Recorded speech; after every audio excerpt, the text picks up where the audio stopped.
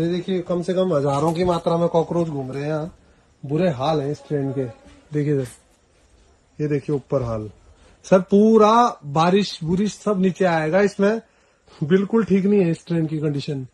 मतलब ट्रैवल करने लायक तो सर ये है नहीं, और 5-6 दिन लायक तो बिल्कुल नहीं है सर। बहुत बुरा हाल है, ऐसा लग रहा है कहीं डंप यार्ड से उठा के डिब्बे जोड़ दिए इन्होंने। ये देखिए पूरी की पूरी खिड़कियां सब खराब। ये देखिए ऊपर ऐसा लग रहा है सर गंद भरा हुआ है ऊपर सारे में। ऐसा लग रहा है कई सदियों तक ये खड़ी हुई थी ट्रेन और अभी निकल के आई है वहां से। बिल्कुल वर्किंग गोइंग कंडीशन में तो है नहीं सर ये। अगर जबरदस्ती अगर ढकना हो तो वो अलग बात है। लाइट वाइट है नहीं सर यहाँ, और बहुत ही बैड सिचुएशन सर। ये देखिए सर, मतलब ऐसा समझ सकते हैं सर कि ये ट्रेन में मतलब सफर करना लगभग नामुमकिन है, ऐसे तो हाल। देखिए सर पूरा ट्रेन में छेद ही छेद है सर, पूरी ट्रेन।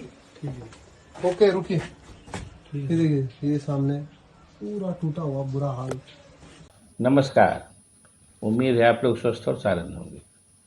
आज एक बहुत ही शर्मनाक मंजर देश भर के संचार माध्यमों पर घूम रहा है। आप लोगों ने भी अभी तक देख ही लिया होगा कि बीएसएफ के करीब 1200 जवानों को अमरनाथ यात्रा की सुरक्षा के लिए भेजा जाना था।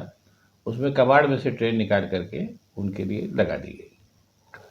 वो लोग नहीं गए विरोध प्रदर्शन, उसके बाद दूसरी ट्रेन की पता नहीं व्यवस्था हुई या नहीं हुई, लेकिन बहरहाल उस ट्रेन से वो लोग नहीं गए। अब देखा जाए तो मतलब ये जो घटना हुई, इस घटना में ये मतलब ये इस घटना की अगर व्याख्या करें तो आपको लगेगा कि पूरे देश का जो एडमिनिस्ट्रेशन है वो बैठ चुका है इन द सेंस कि उतनी बीएसएफ के जवानों को ले जाना है। 1200 जवान हैं, और अभी आप लोग ये फोटो आप लोगों ने भी देखी भी होगी, वीडियो में भी दिखा दूंगा। मतलब उस ट्रेन में कोई कैसे सफ़र कर सकता है, ये तो मतलब उस ट्रेन को भेजने के क्रम में कम से कम 100 लोगों ने तो उसको देखा होगा। उन 100 की समझ में ये नहीं आया कि इस ट्रेन में कोई कैसे सफ़र कर सकता है, और उसको भेज दिया। दूसरी चीज़ ये है कि क्या जो लोग अपने हिंदुस्तान में काम करते हैं उनके लिए लोगों की यही मानसिकता हो गई कि इनको कहीं भी किसी भी अर्थ में कैसे भी भेज दो, जो और भी तमाम जगहों पर दिखाई देती है। जैसे नौकरियों में आजकल तमाम संविदा के लोग भर्ती किए जा रहे हैं जिनको 10,000 महीना दिया जा रहा है। उसी काम के लिए पहले उनको बाकायदा नियमित रूप से अपॉइंट किया जाता था, रखा जाता था लोगों को, और सारी सुविधा थी। वो 10,000 पाने वाले भी उस काम को किसी तरीके से निपटा ही रहे, लेकिन कैसे निपटा रहे हैं तो जब आप उनके बीच में जाएंगे तब पता चलेगा।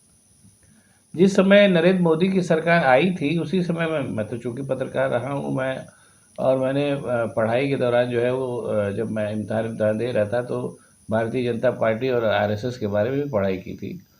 तो मैंने उस समय मैं लोगों से कहा करता था कि ये जो संगठन है दोनों, ये कॉमन मैन को बिल्कुल भी इम्पोर्टेंस नहीं देते, और इनकी सोच ये है कि पूरा देश का जो आम आदमी है वो कुछ लोगों के भले के लिए या कुछ लोगों के ऐश करने के लिए, काम करने के लिए पैदा हुआ है।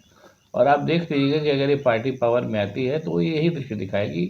आप देख लीजिएगा इस बात को। उस समय जो कि भाजपा की लहर चल रही थी किन्हीं वजहों से, और उसमें भी उस लहर के चलने में भी जो मुझे अभी भी बहुत आश्चर्य होता है, मैं कभी कभी कहता भी उस बात को, कि पढ़े लिखे लोगों ने जिन्होंने कांग्रेस राज में और या बाकी राज्यों में भी मतलब संपन्नता हासिल की थी और वो सारी चीज़ें हासिल की थी, वो भी जो थी इस भारतीय जनता पार्टी और आरएसएस के राज को देखे बगैर उसके पीछे पगलाए हुए थे। अब ऐसा क्यों हुआ था मुझे नहीं मालूम।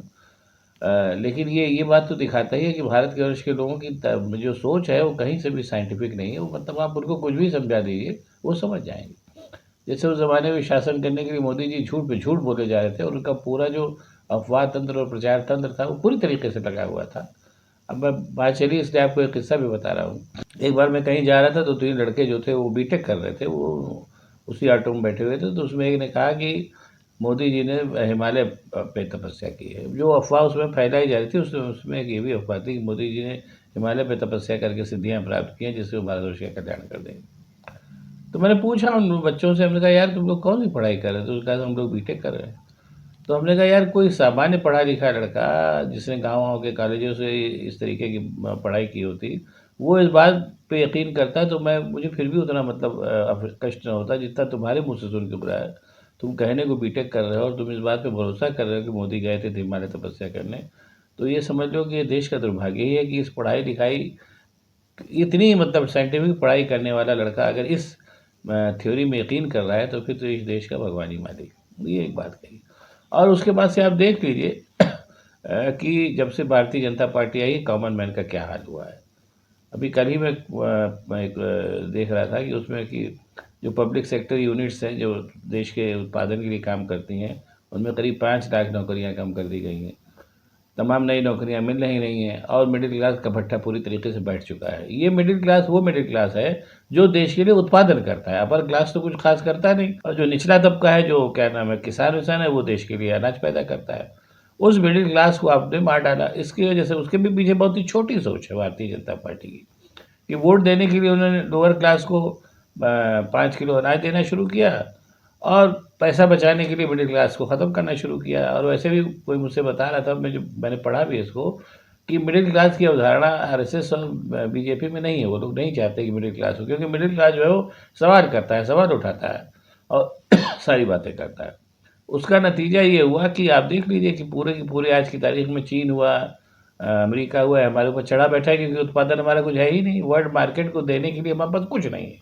आप एक भी चीज़ का नाम ले लीजिए जो हिंदुस्तान में बनती हो और उसका उसका वो ब्रांड हो जिसको दुनिया भर में जाना जाता हो। ये सब आरएसएस और मोदी की ही देन है। हालांकि लोग अभी अभी भी देश के ऊपर नशा चढ़ा हुआ है मोदी और रामराज का। चलिए एक देखते हैं कितने दिन चलता है। और मज़े की बात है कि ये नशा उसी मिडिल क्लास को सबसे ज़्यादा नुकसान पहुंचा रहा है जो मिडिल क्लास मोदी और आरएसएस को लेकर के आया। खैर अब बात वापस इस आपने प्रीवियस वाली ट्रेन पे आते हैं। इतनी ख़राब ट्रेन पे मान लीजिए उन लोगों ने वो न किया होता, विरोध न किया होता, उसी पे बैठ के चल पड़ते तो यहाँ का तो सिस्टम इतना बेहया और नाकारा हो ही चुका है कि उस ट्रेन को चला भी देता। इंजन लगाना था वो चल पड़ती और रास्ते में वो दुर्घटनाग्रस्त हो जाती। तो बताइए मैंने उन 1200 बीएसएफ जवानों की जान की कोई कीमत ही नहीं उतनी का बड़ा ट्रेन रवाना करने के पीछे एक मानसिकता ये भी है। अगर आप ठंडे दिमाग से सोचिए तो मतलब कॉमन मैन की जान की कोई कीमत इस सरकार में नहीं है। इस सरकार में बैठे हुक्मरानों पे नहीं है। और ये आप देखिए, अगर और ठंडे दिमाग से आप सोचिए, ये तो एक घटना है जो सामने आई। ऐसी तमाम घटनाएं सामने आई और इस ऐसी घटनाओं की तार्किक परिणति है कि यहाँ का जो शासन तंत्र है वो अपने लिए उसने सारी सुविधाएं जुटा ली हैं। एक बार आप विधायक बनिए आपको पेंशन मिलेगी, सब मेंबर ऑफ पार्लियामेंट बनिए आपको पेंशन मिलेगी, खुद पैसा उसके अलावा जो आप कमा लेंगे तो कमा ही लेंगे। और कॉमन मैन के लिए कहीं किसी को कोई पेंशन का कोई प्रावधान नहीं, और है भी तो 1000-1200 की पेंशन का प्रावधान। ये एक पूरा का पूरा जो सिस्टम है ये बता रहा है कि भारतवर्ष इस समय पूरी तरीके से माफिया राज के हाथों में है, जो केवल और केवल अपने लिए देश का संचालन कर रहा है। उस माफिया राज के ऊपर स्तर पर जो लोग बैठे हैं वो तो मजा ले ही रहे हैं, अडानी अंबानी से तरीके लोग, और प्लस देश का जो तंत्र है जो मतलब शासन को चला रहा है और उस शासन के चलाने के बाद उस शासन के माध्यम से देश को लूट करके अपने लोगों का आनंद आनंद अब उसके उसका आनंद ले रहे हैं। और ये मतलब एक तरीके से देखा जाए तो ये जो माफिया तंत्र इस समय हिंदुस्तान को चला रहा है ये देश को कहाँ तक ले जाएगा। यहाँ तक तो ले ही आया कि जो भी चाहे हिंदुस्तान को लात मार करके चला जा रहा है। और अपने मोदी जी उनको क्या कहना चाहते हुए भी उनका नाम लेना पड़ता है कि बाहर उन्हें विदेश भेजा था लोगों को क्या नाम है मुतमईन करने के लिए कि पाकिस्तान आतंकवादी देश है। तुम क्या कर रहे थे यार, वो पूरी दुनिया तो तुमने नाप दी, उसके बाद कोई कुछ कर ही ना पाए, तो अब तुमने वहाँ भेजा है। और उसके बाद आजकल रोज़ फ़ोटो छपती है कि वो लौट करके मोदी जी से बता रहे हैं कि हमने वहाँ क्या किया। भाई देश के पैसे से उतना बड़ा प्रतिनिधिमंडल गया, वहाँ क्या बात हुई क्या नहीं बात हुई इसका डिटेल भी तो सामने आना चाहिए। लेकिन वो आएगा नहीं क्योंकि मोदी जी का मानना है कि वो शासन करने के लिए वो पैदा हुए हैं, शासन हम पे होना है, इसलिए उसे हमको जानने की क्या ज़रूरत है कि हमारे कल्याण के लिए क्या किया जा रहा है। इस समय तो बस यही है कि माले मुफ्त दिले बेरहम, सरकारी पैसा है, मजा लो ज़िंदगी का। कॉमन मैन का जो होगा वो तो होगा ही होगा, हो ही रहा है, देख ही रहे हैं आप। ये जो रेलगाड़ी वाली घटना है, भगवान न करे कि ये इसी घटना पर सारे बीएसएफ के जवान चले गए होते और गाड़ी कहीं दुर्घटनाग्रस्त हो गई होती तो क्या होता। इसको ठंडे दिमाग से सोचिएगा। बाकी तो सोचने के लिए बहुत कुछ है आप, लेकिन आप लोग सोचेंगे नहीं। चलिए जो भी है, बस इतना आप लोग ज़रूर सोच लीजिए कि अगर आप लोग इस ऐसे मसलों पे नहीं सोचेंगे और एक्शन नहीं लेंगे तो उसका नुकसान अंततः आप ही भोगेंगे, प्रभु वर्ग नहीं भोगेगा। बाकी ये जैसी आपकी मर्ज़ी। अब आपको अगर वीडियो पसंद आए तो उसको लाइक करिए, शेयर करिए, साथ ही साथ मेरे चैनल को सब्सक्राइब करिए ताकि मैं और भी ऐसी बातें आपको बताता रह सकूँ। बहुत बहुत धन्यवाद। नमस्कार।